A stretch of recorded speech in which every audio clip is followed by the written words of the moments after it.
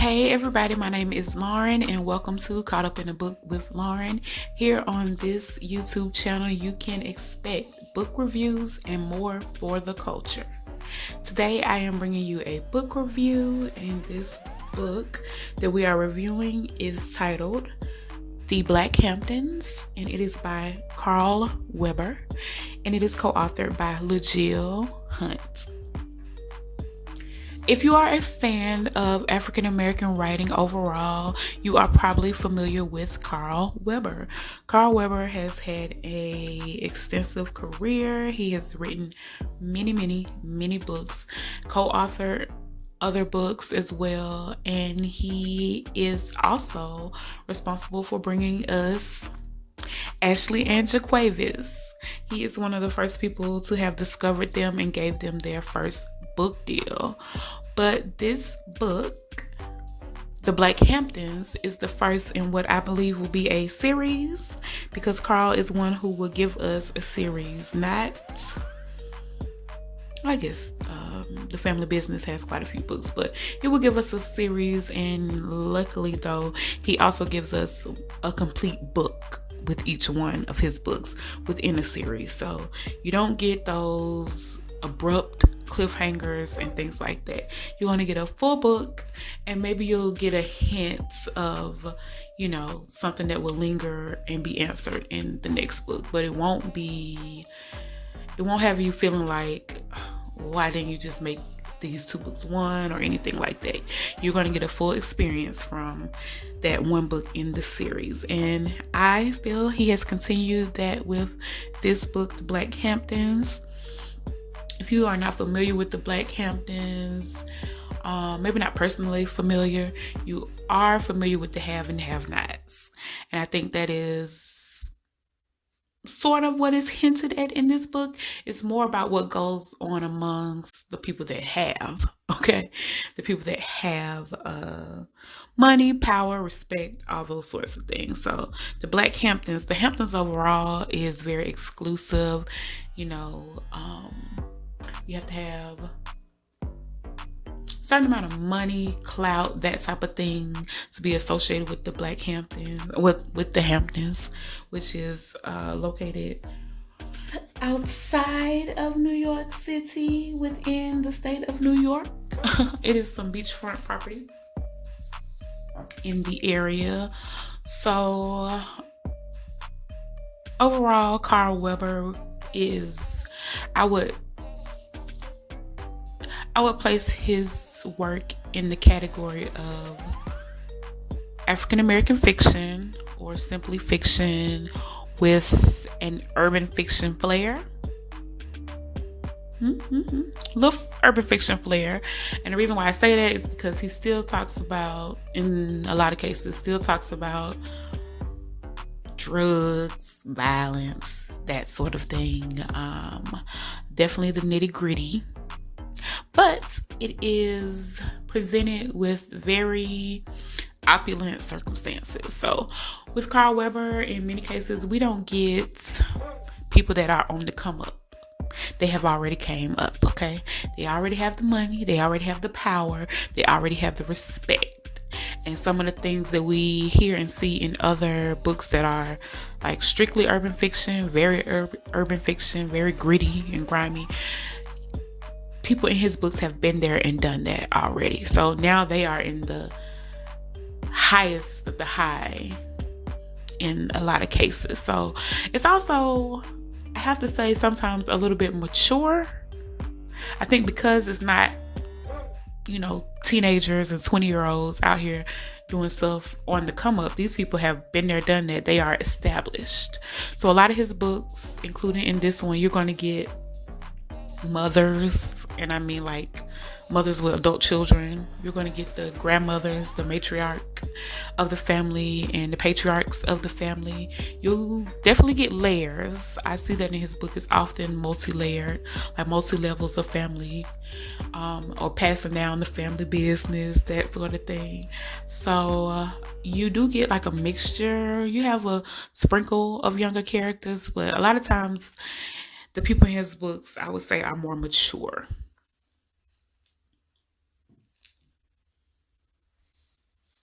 the books and the reading and the info and the things that he's talking about aren't like mature in a old way. He's not talking about people that are in nursing homes or, the happenings at the local senior citizen center. It's not that extreme, but it's just more mature. It's that middle age, grown and sexy even type of literature where these people are, in most cases, or in some cases, well educated. They have already done the hard work, and now a lot of times they are in that age that people are better off financially, better off with their, confidence and life experiences. And, you kind of cruising. It's that middle age of still being able to dance, vacation, go have fun, maybe not having any major injuries that lead to other things that come with, older age. You're not diagnosed with anything that may, stop you or slow you down. Maybe you do have the little, maybe you don't hop out of bed. Maybe you don't hop out of bed like you used to, but, you're still making things happen, all right? Those are the characters that we get in the majority of his books, in my opinion. So you get the grown. They been there, done that. They have bought a house, maybe not paid off their mortgages or anything like that, but maybe they on their second house, been there, done that. They have somebody else do their taxes. They're not doing their taxes themselves like me. So a lot of times they are grown, established, and wealthy. They have bigger problems than the everyday problems of maybe like transportation or paying for daycare, paying for milk, food, that type of thing. They are established enough to, have a fleet of cars or to even have a driver. Y'all, having a driver is a privilege that is on top of my list. It is beyond or above like a fancy car. I might not even care what kind of car we in. If somebody else is doing the driving, can I get a driver? Okay. It can be a nice enough car. It could be, let me see. It could be a Toyota Avalon. That's I think the height of Toyota, a reliable, dependable car. Hello. But having it being driven by somebody else, y'all, that sounds like a plan to me. Sounds like a plan to me. That sounds like luxury, okay? True luxury.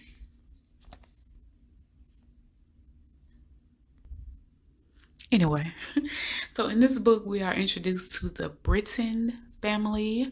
They are considered the first family of the Black Hamptons. They are old money, old Black money. We are first introduced to their matriarch.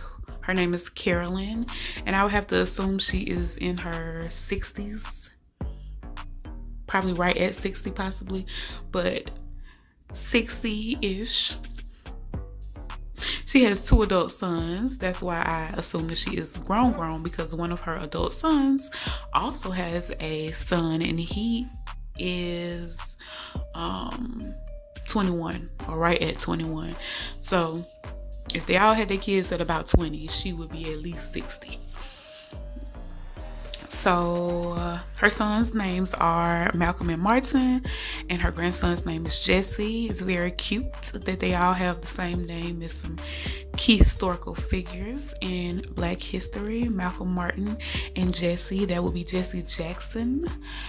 And like I said, they are old money, and they have power, respect, and they have connections. They have connections within the Black Hamptons and outside of the Black Hamptons. Then we are also introduced to the Johnson family. They are new money. They are new money, and they have made their money in a new school way. He is into tech, and that is something that we all know can be very lucrative, but it's also new. Like, technology being a moneymaker is something newer to the workplace or the work world. A lot of times people that have money, sometimes it's like, oh, we own a restaurant.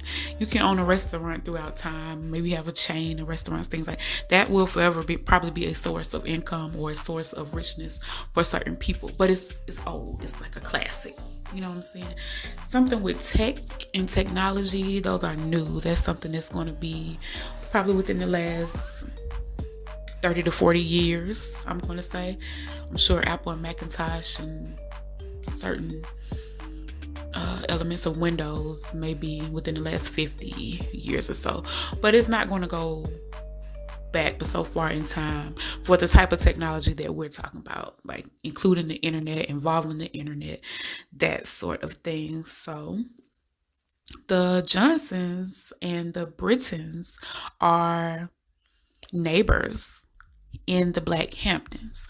The Britton family has been there for years, and the Johnson family, I think this is their only like first or second summer spent at the Hamptons.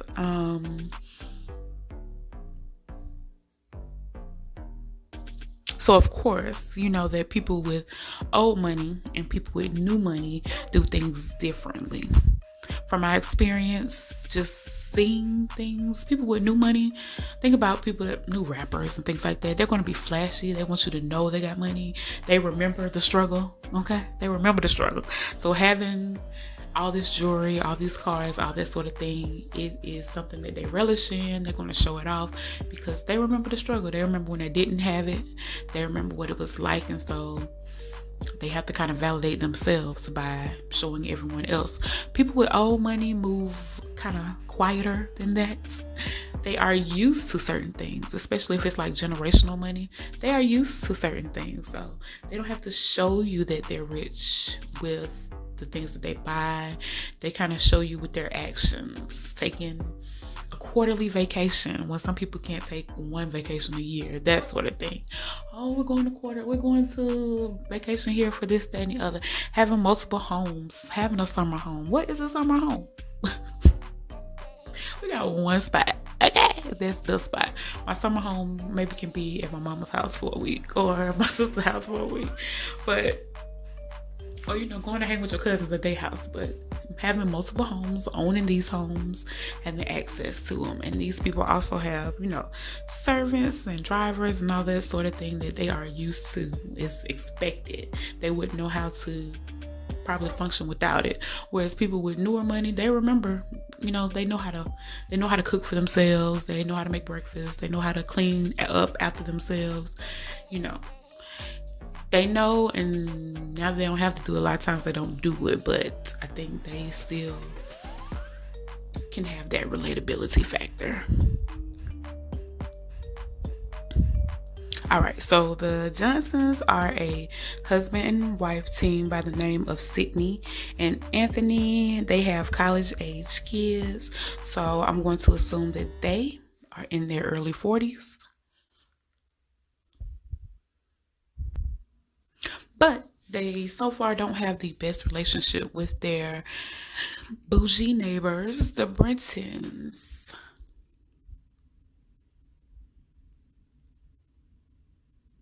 So this book, like many of Carl Weber's books, has many characters.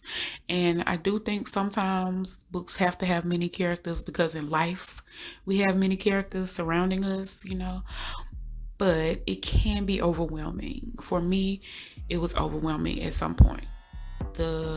At one point, the niece and maybe the sister, I don't know. It was a lot. It was a lot going on. And I hope in the future books that I assume are coming, maybe they'll play keyer roles and seem more relevant.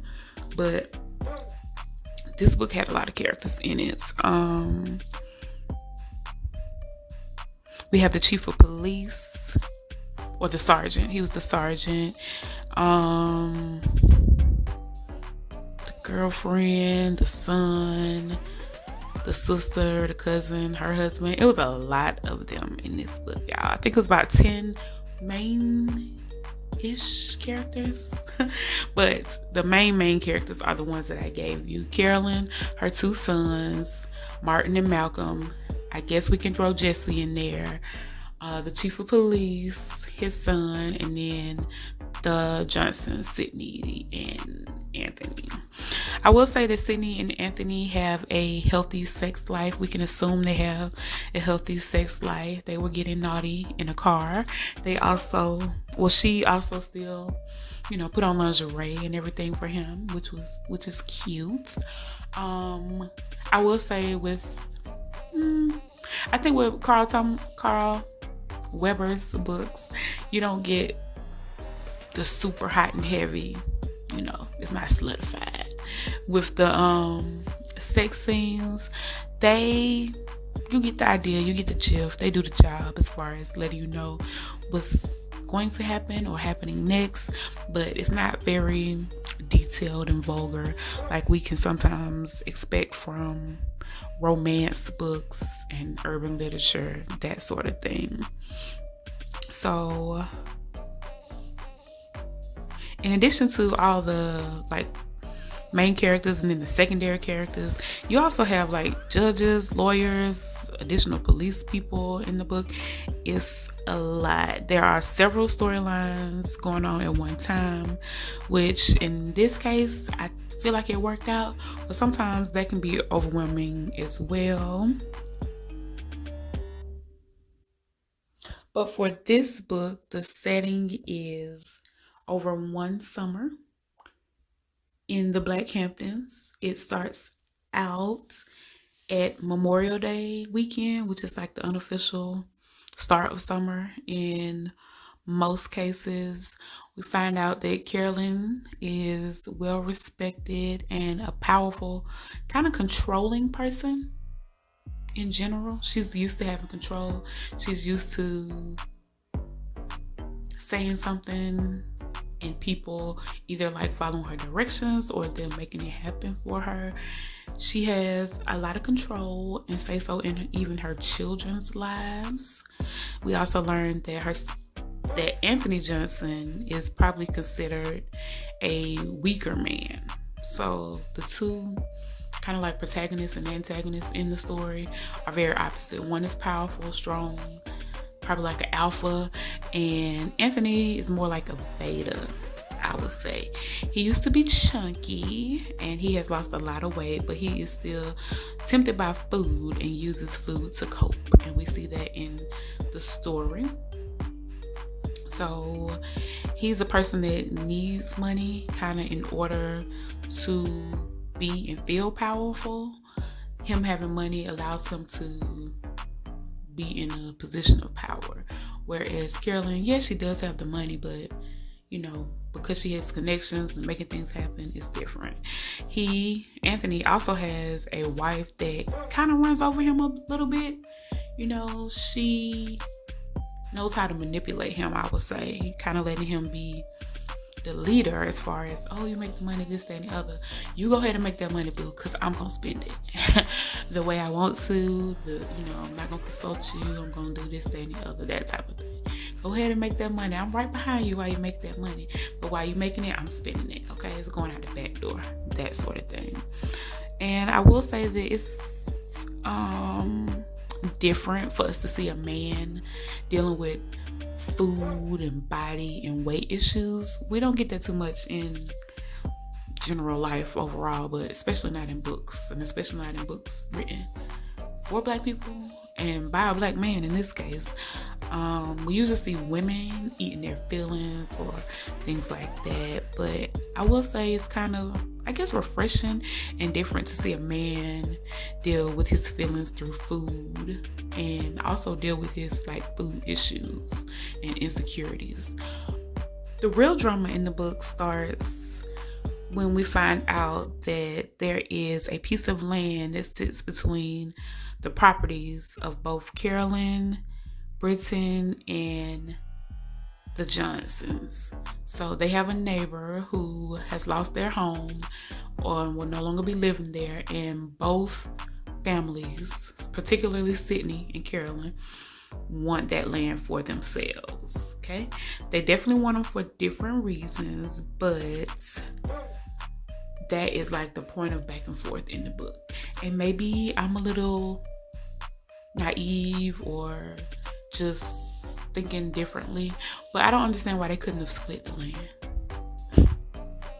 Yeah, they could have split it in half. I'm sure if a whole house and yard fit on the land, they could have split it in half. And it's a whole, like, probably a mini mansion. And it's not a small house, not a little cottage.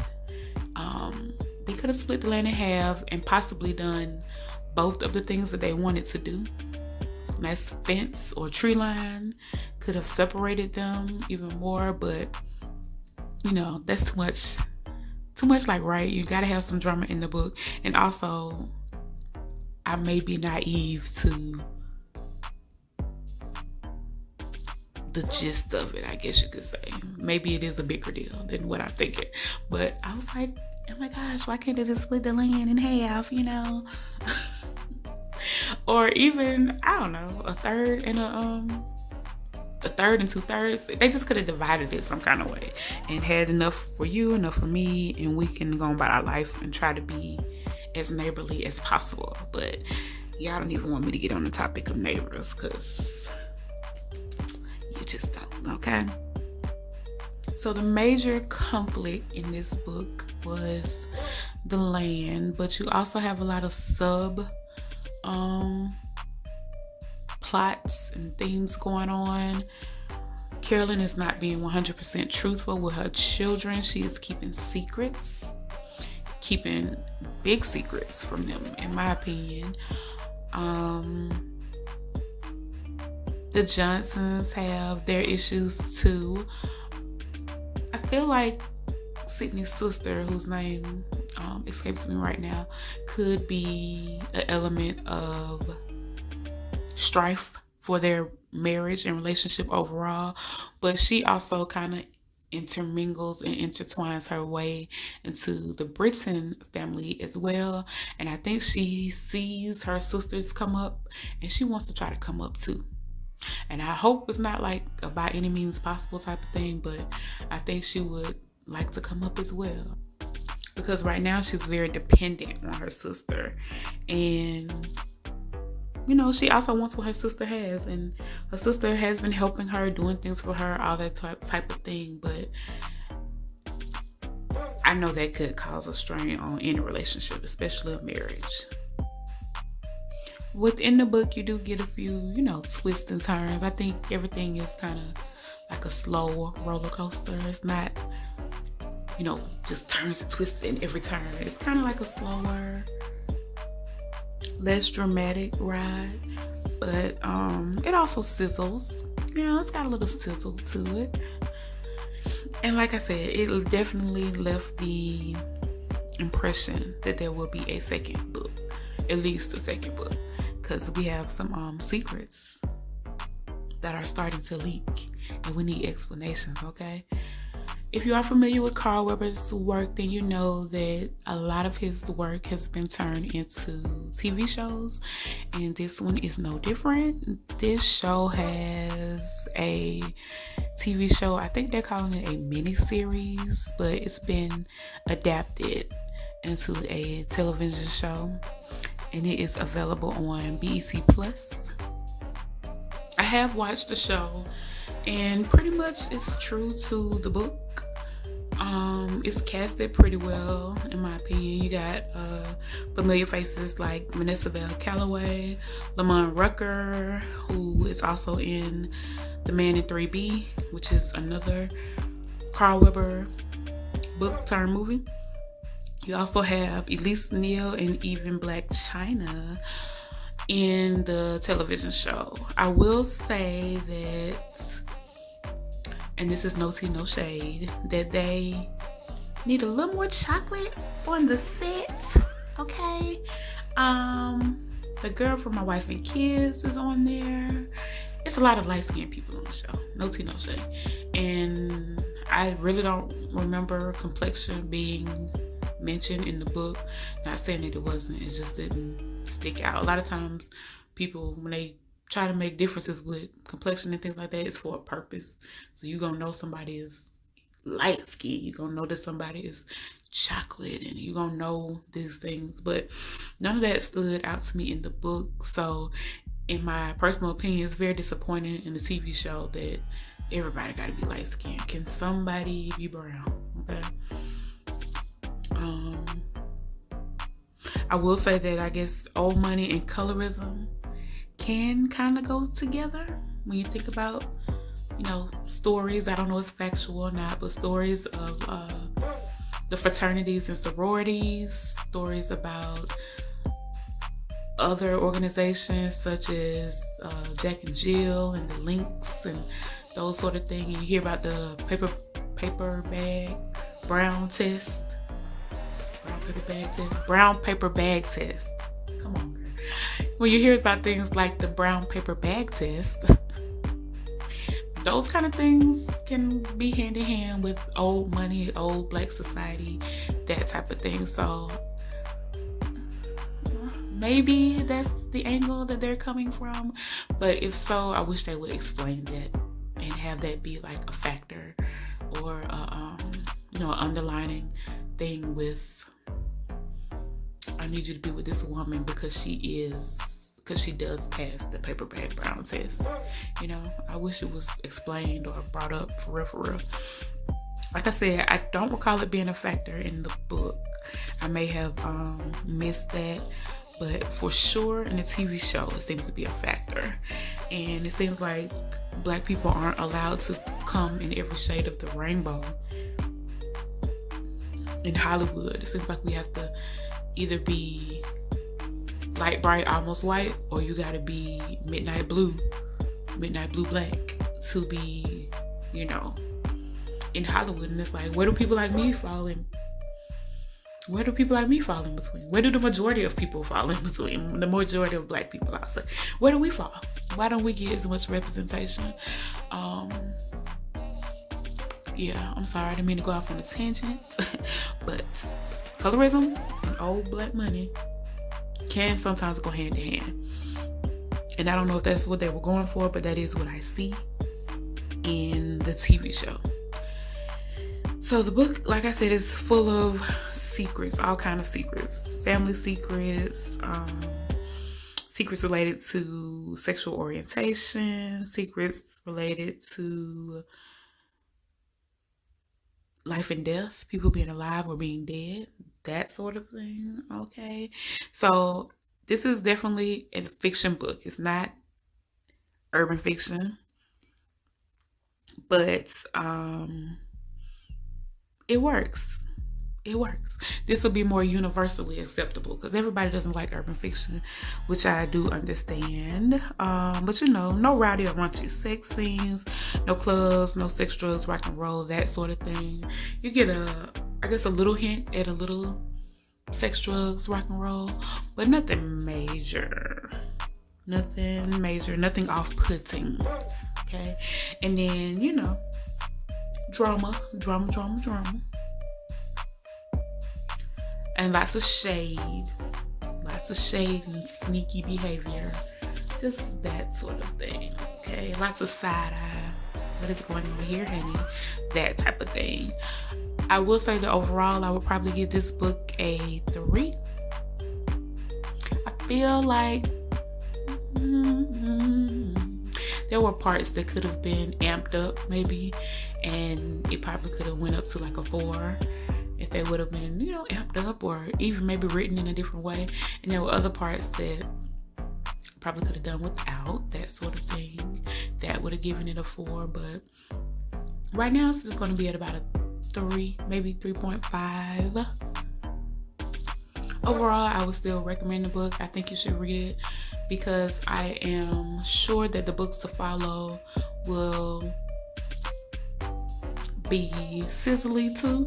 They'll be good books. I see how the storyline could continue and we get introduced to maybe some more characters, some old storylines, some things fully exposed that may have only been explored in this book, and then it's taken off and it's a series. So I do recommend the book. You should definitely check it out. I am a big fan overall of Carl Weber's. You always know you're going to get a good complete book. You're not gonna get the typos and the errors and the things not making sense. His books seem to be very, very well thought out, very well written, and well composed and edited. It's just a well put together piece of work overall that I would highly recommend. And no, it's not urban fiction, but it is refreshing. It's a little balance from the urban fiction everyday life, because